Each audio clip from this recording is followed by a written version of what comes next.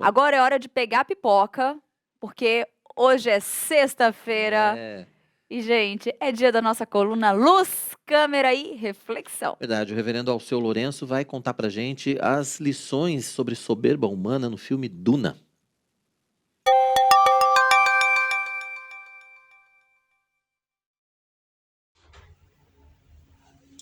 Olá, amantes da sétima arte! Está em cartaz Duna Parte 1.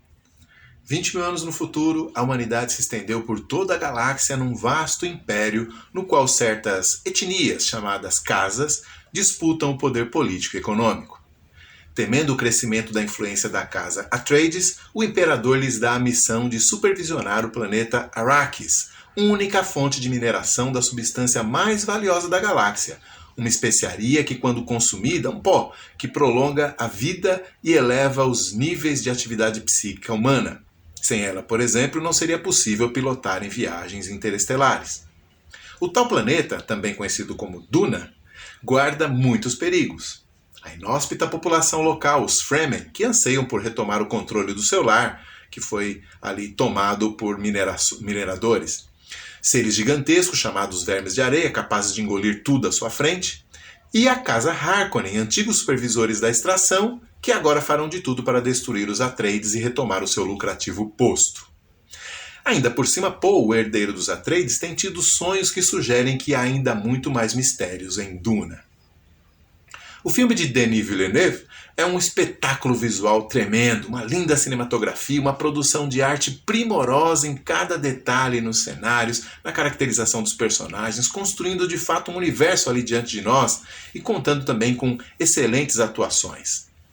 Duna é a aguardadíssima adaptação de uma das mais importantes obras literárias de ficção científica do século XX. E a decisão do diretor de dividir a história em duas partes foi bem sensata, porque o livro tem muito conteúdo e muito material.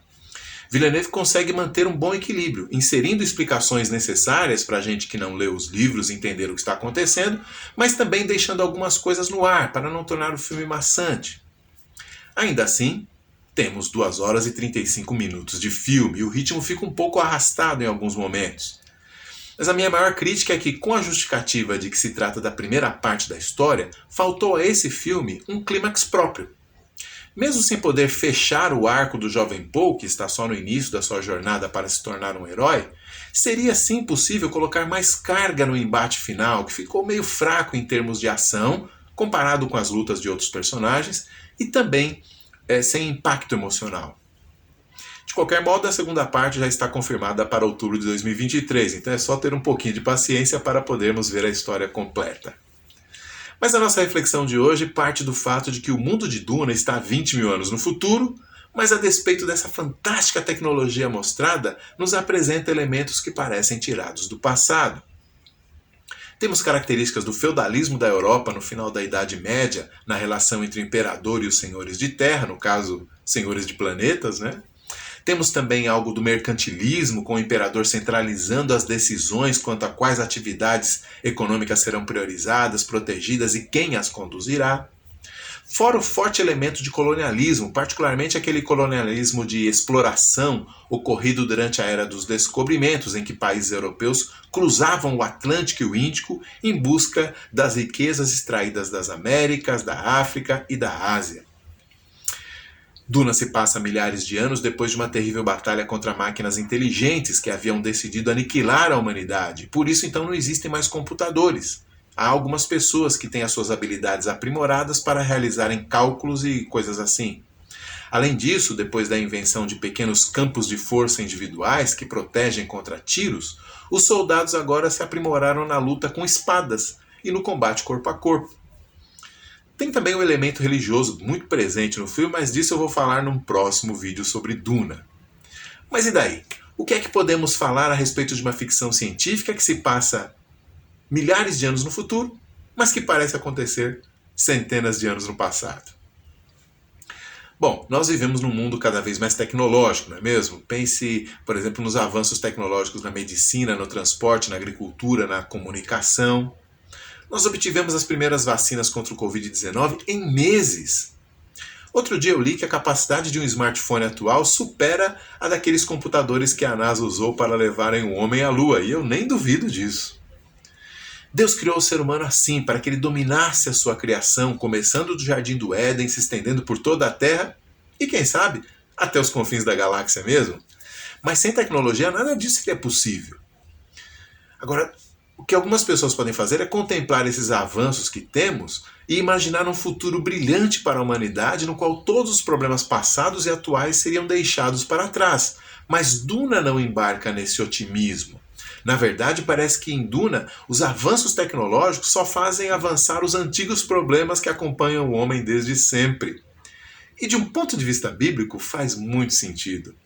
Afinal, nossos problemas têm origem em nós. Ou, para usar a expressão do Senhor Jesus lá em Marcos 7, é de dentro do coração dos homens que procedem os maus desígnios, a prostituição, os furtos, homicídios, adultérios, avareza, malícias, dolo, lascívia, inveja, blasfêmia, soberba, loucura. Tem sido assim desde o princípio. Lá em Gênesis 11 nós vemos a tecnologia dos tijolos, um tremendo avanço para a época, ser usada para construir um monumento à soberba dos homens, lá em Babel. E o mesmo se pode dizer de praticamente qualquer tecnologia desde então, da pólvora, as caravelas, o avião, a internet e até o Pix.